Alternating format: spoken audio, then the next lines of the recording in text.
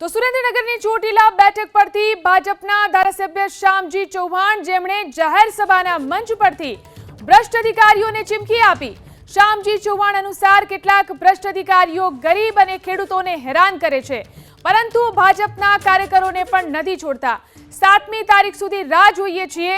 આવા ભ્રષ્ટ અધિકારીઓ વિરુદ્ધ 7મી તારીખ બાદ કાર્યવાહી કરીશું।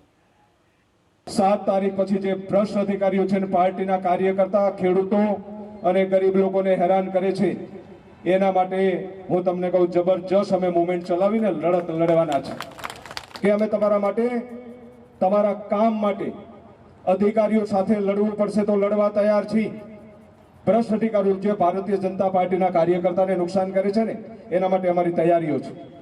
ક્યાંય ને કાંઈક કાર્યકર્તાને ફોન કરવા ન દીધો હોય, ફોન ન લેતા હોય, આ પ્રકારની જે પોલીસની કામગીરી છે ને, એના માટે આ બધા લોકો બેઠેલા ને હું કહું છું કે એમની જે કામગીરી છે એ કામગીરીમાં એ સુધરી જાય।